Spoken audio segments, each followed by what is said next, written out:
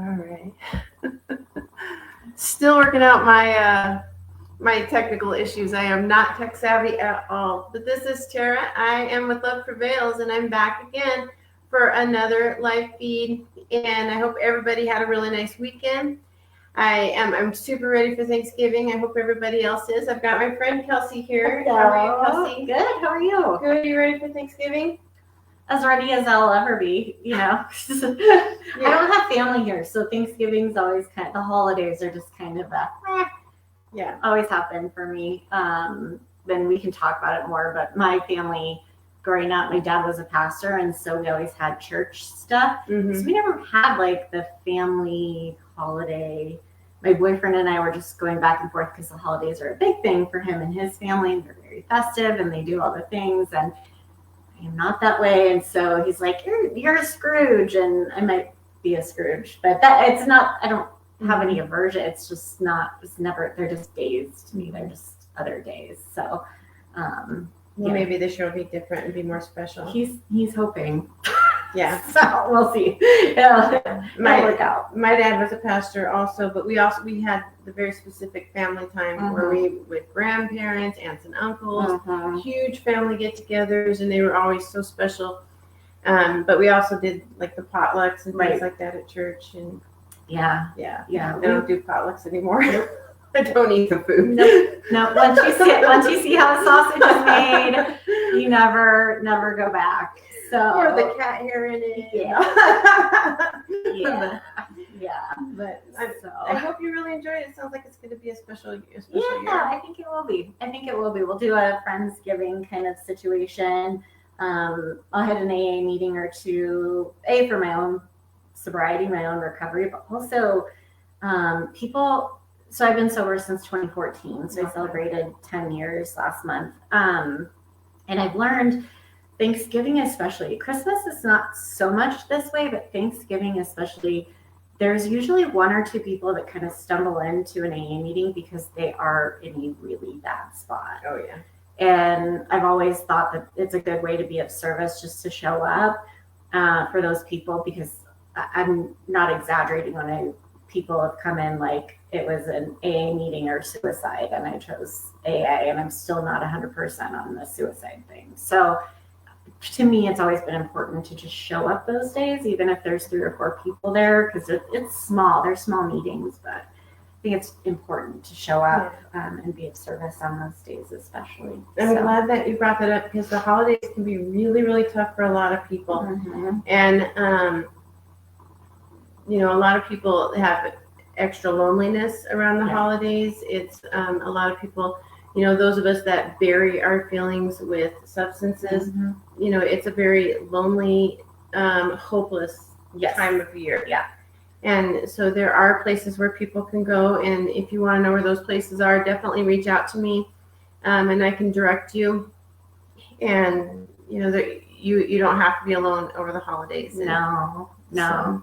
Yeah, there's always, that's what I love about AA, is there's always people. There's always somebody there to help you. And that was really, I got sober in October 25th. So Christmas Day was my 60 days of sobriety. So I had, like, right off the bat, sober holidays, like my first couple of months of recovery. And I loved that there were days that I just went and spent the whole day at the club because I didn't know where else to go. I didn't have family here. And it can be really lonely, especially if you've recently lost someone or there's been a big life change or whatever it is. And I've always loved that about the recovery community. There's just always somebody there. And it's also important to get connected, because someone's usually hosting a Thanksgiving or hosting a Christmas party or, whatever. So it's saved my bacon so many times. Yeah. So. And whether you are into AA or in some other form of sobriety, there's a ton of different places out there, but just know for sure that you're welcome, whether you are on board with AA or not. You're always welcome. It's a great bunch of people. Yeah. You mentioned that you've been in sobriety for a really long time. Well, yeah, I mean, so I have a friend, Brett, who's amazing, and he might watch this, who knows. He's been sober for 29 years or something. Every year, all he says is, "That's a great start." Yeah. That's a great start. And it's such a good reminder that all we have is today.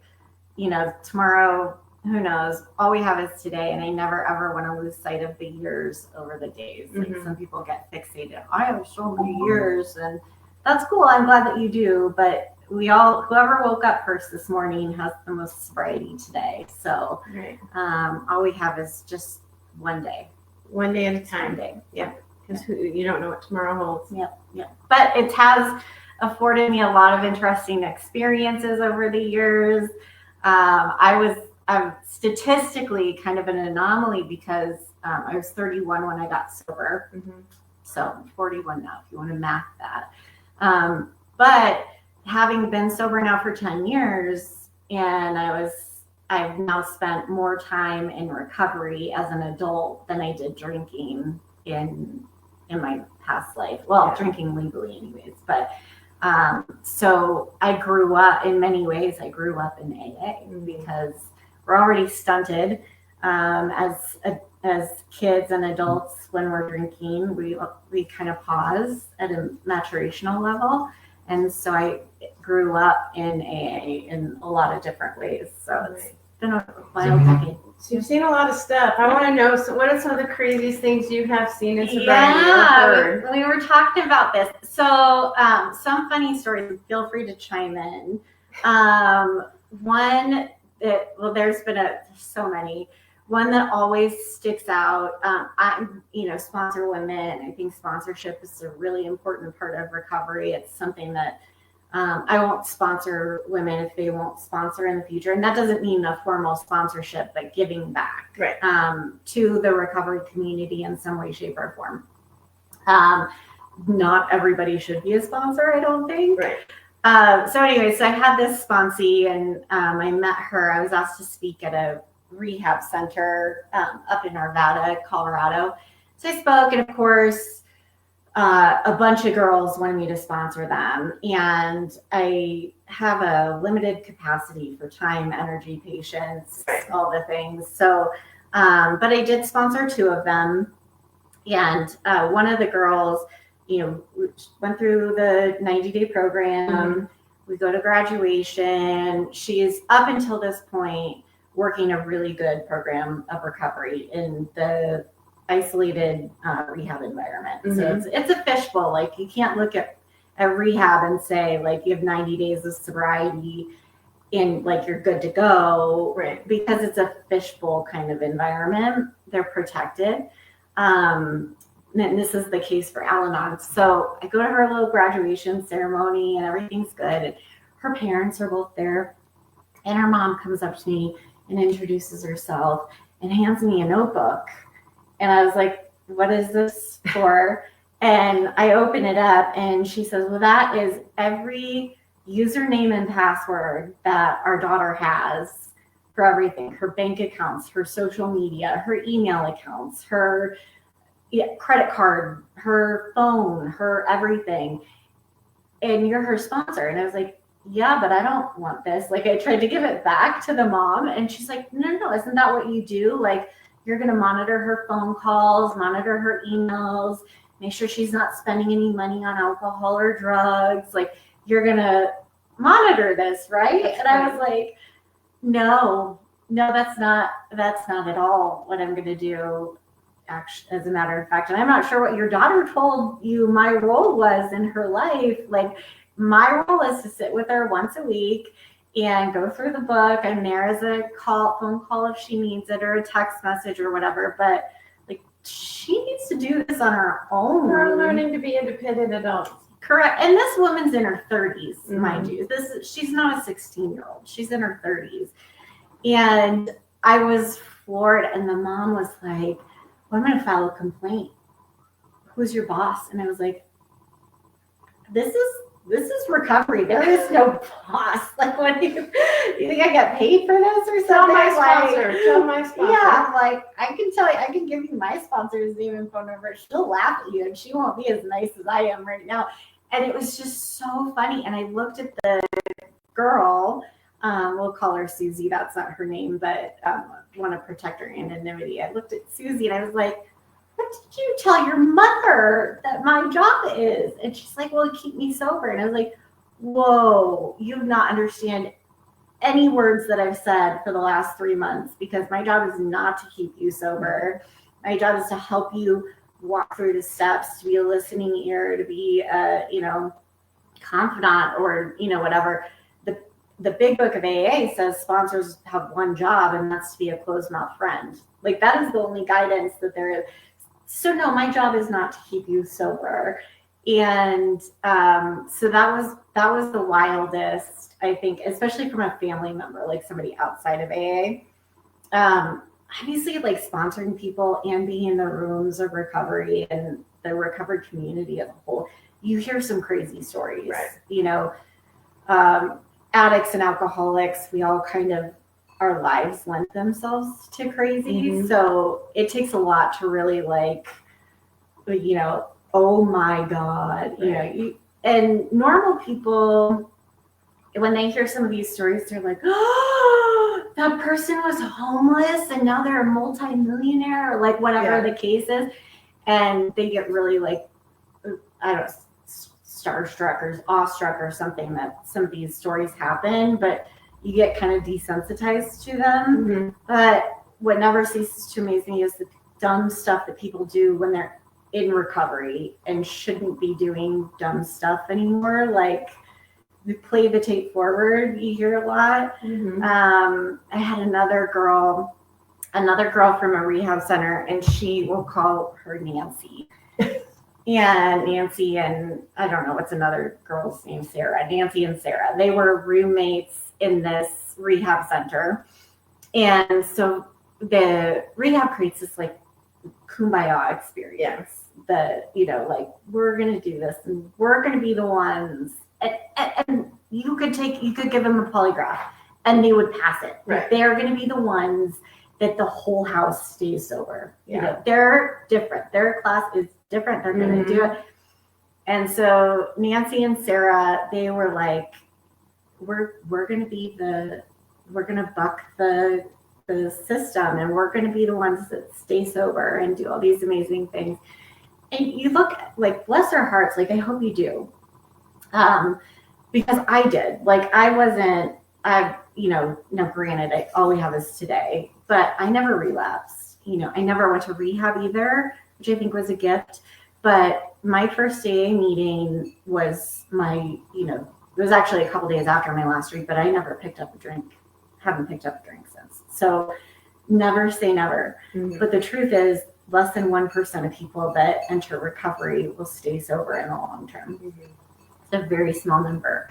So, and I also want to point out that just because I stopped drinking that at that time doesn't mean I hadn't tried many other ways before. Like, right. I'm just going to drink on weekends or what, so throw out a million relapses. Mm-hmm. But the minute I started going to recovery, it was done.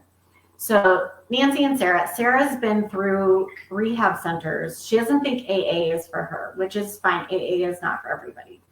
But she's been through rehab at this point 9 times.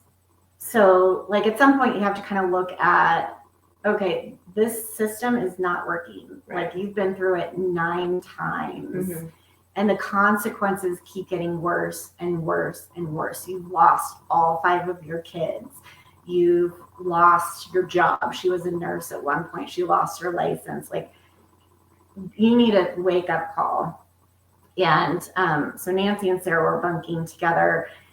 And Sarah, who's been through the cycle many, many, many times, parents bankrupted her poor parents. Mm-hmm. She goes up to the mountains and gets a hotel room and boards herself in the hotel room and just brings handles and handles of alcohol and liquor and other substances. And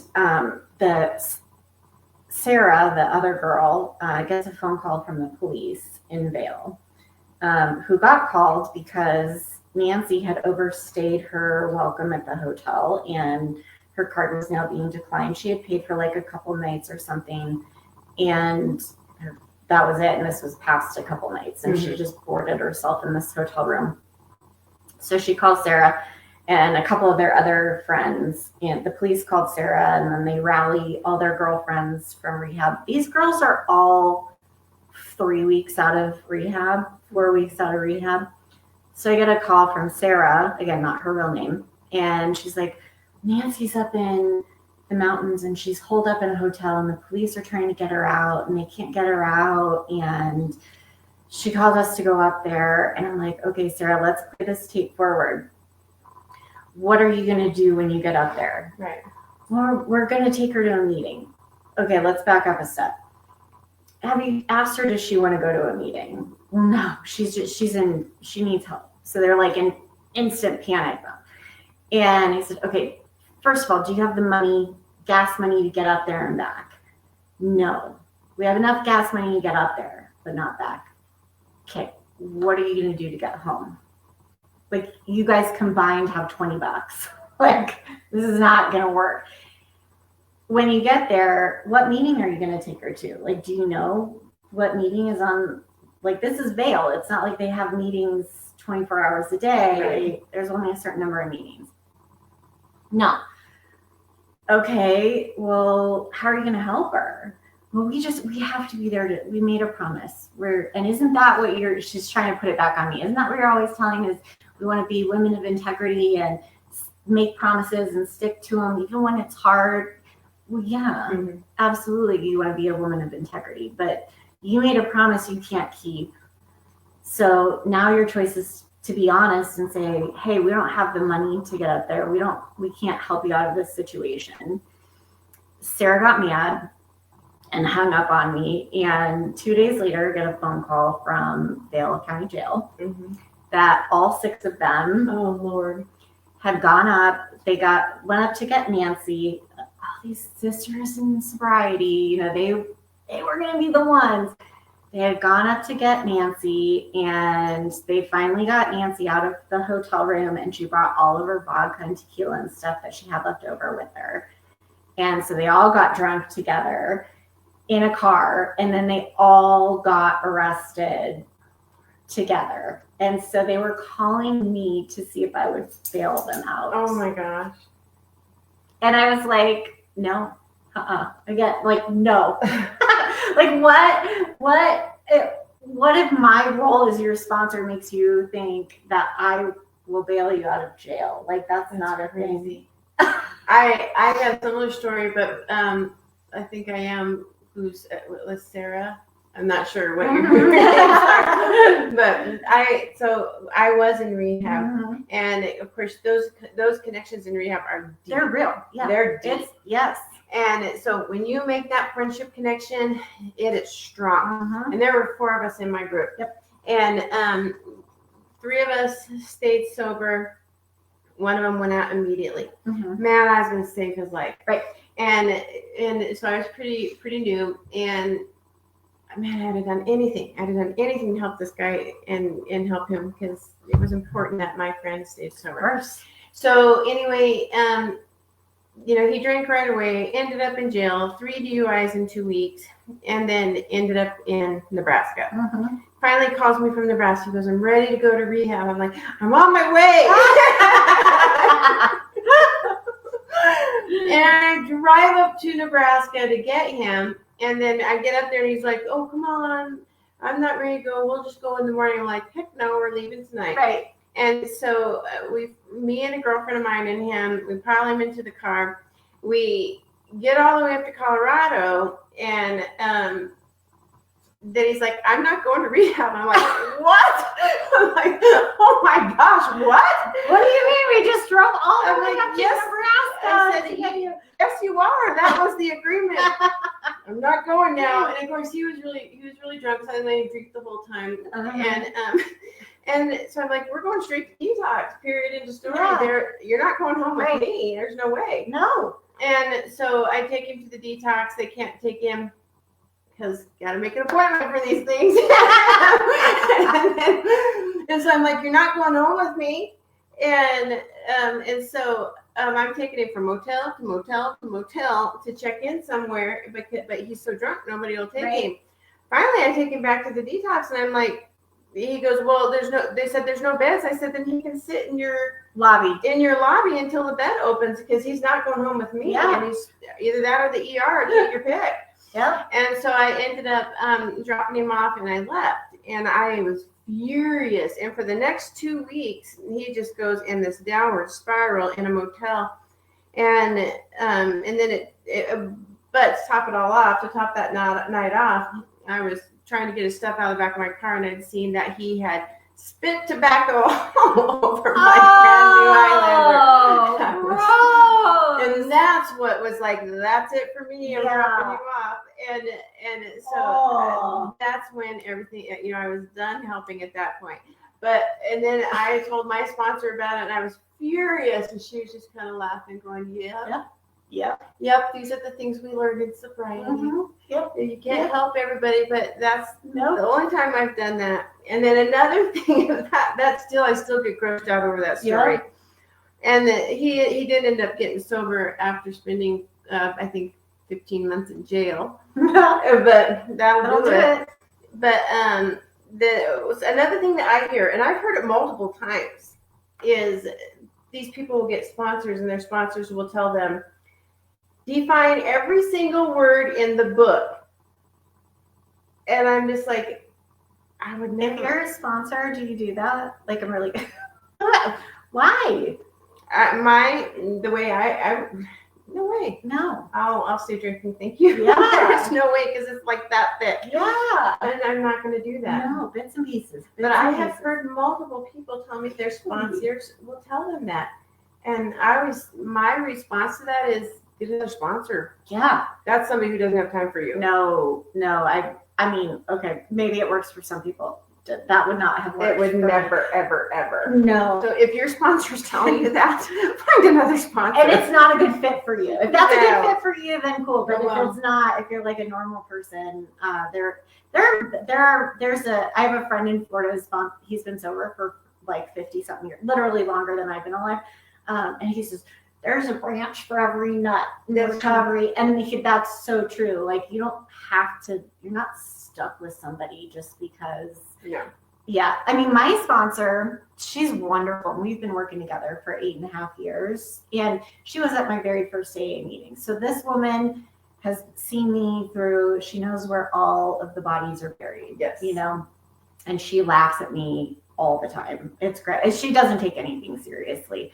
But when I asked her to sponsor me, first she didn't have an opening. Then, of course, because God is so great, an opening opened up like a week later, which was amazing. So she called me, hey, I have a spot open. If you want it, it's yours. And I was like over the moon. And a couple of weeks later, we were meeting, doing our regular thing. And I said, well, so-and-so asked me to be their temporary sponsor.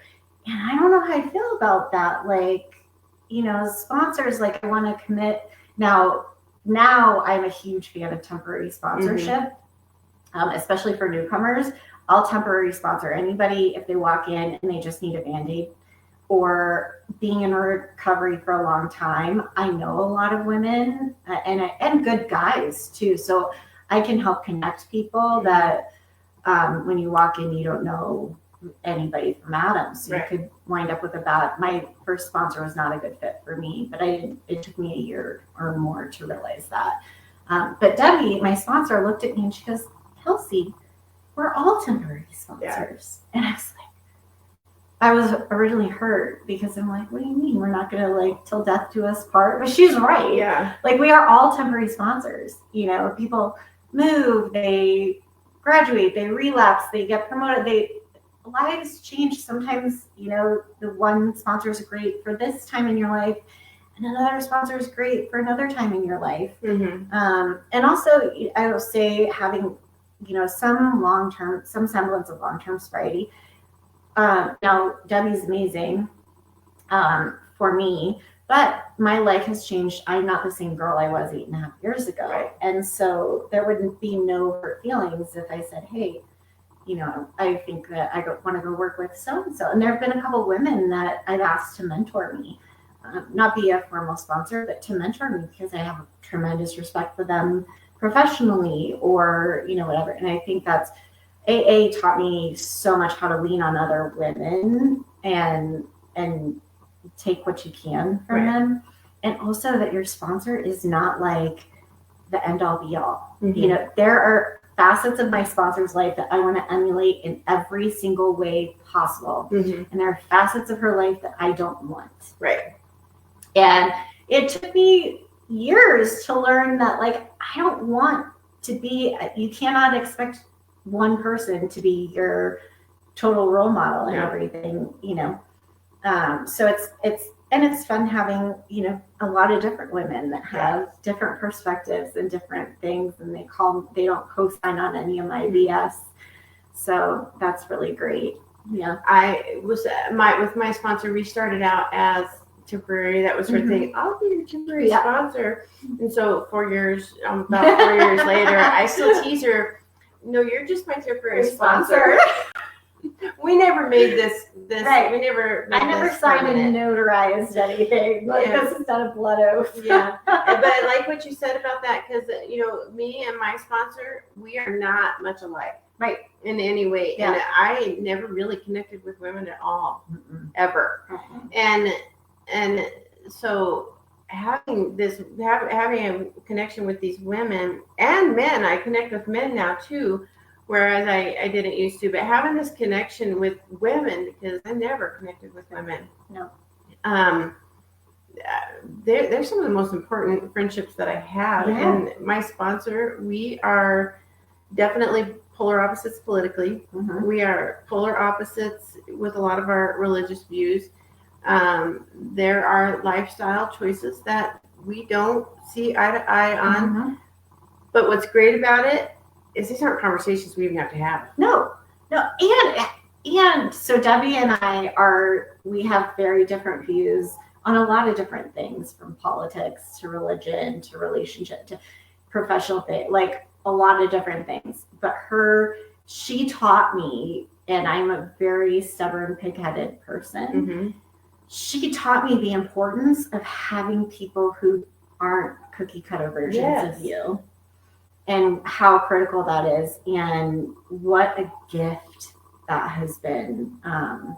To talk about the fourth dimension a lot in recovery, we get vaulted up to the fourth dimension. And that's why, because we're not in an echo chamber. Like, we all need each other, and we need the other views. We need other politics. We need other religion. We need other relationship statuses. We need all sorts of different people, and we can be very accepting of those people. And in today's very polarized, divided world that we live in, I think the world could take note of what we're doing in the recovery space, of being friends with people who do not agree with us on everything, and the importance of that. We would be a lot less divided. I think the middle, most of us are pretty middle of the road in a lot of different ways, and we don't assign ourselves to super far extreme camps in any facet of our life. And I think people would be a lot more willing to be more vocal about that. Because they wouldn't fear being isolated from their friends and family. I mean, I have so many friends who have cut their family off. Because of things like who they voted for. Like, what? That's the antithesis of what we learn in recovery is no, you acceptance is the key. It's in the big book. Acceptance is the key. I don't agree with somebody's religion, for example. I don't have to go to their church. Like, spoiler alert, I don't have to go to their church. Stay in your lane, and if it doesn't directly affect you, it doesn't even have to be a conversation. No. You don't have to agree on everything. And that's it. No. That's one thing Sonia has taught me, because a lot of the things that, I grew up in a really strict, everything's just like this, and learning to be open-minded and learning to be accepting of other lifestyles. She's taught me a ton. And to be honest with you, I love her. Yeah. I love her with a love that I had never experienced before. And I would do anything for her. And that she has been there for me when nobody else was there. And when I say nobody, I mean nobody else was there but Sonia. Yeah. And she has earned my love, respect, admiration. There's another word I'm thinking of, loyalty. Yeah. Like nobody else and that I've ever had in my life. And so who cares about all of that? Yeah. Her core person is the only thing that matters. Yeah. Yeah. And what a beautiful thing to be able to see that and see it in others too, and help teach other women how to accept that part of other women. I mean, it opened up my life to a whole, not just the crazies, but the cool, like there's just such an eclectic group. We are like people on a ship that normally would not mix, and we're better off for it. Yeah. I think it starts out, you're hanging on to somebody because you're lost, and that person guides you until you find you. Yes.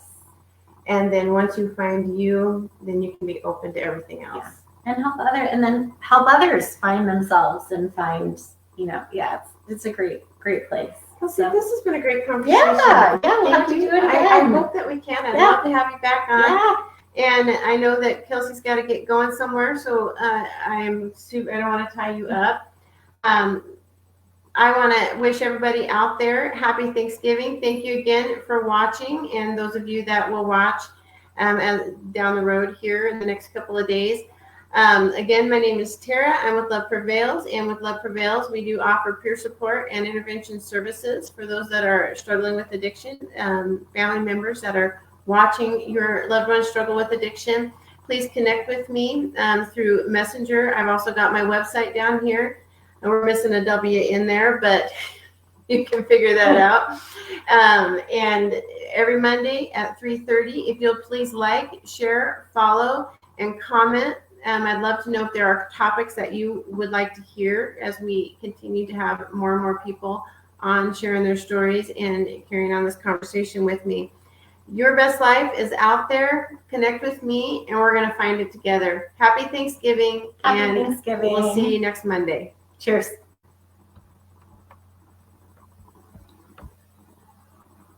Yeah.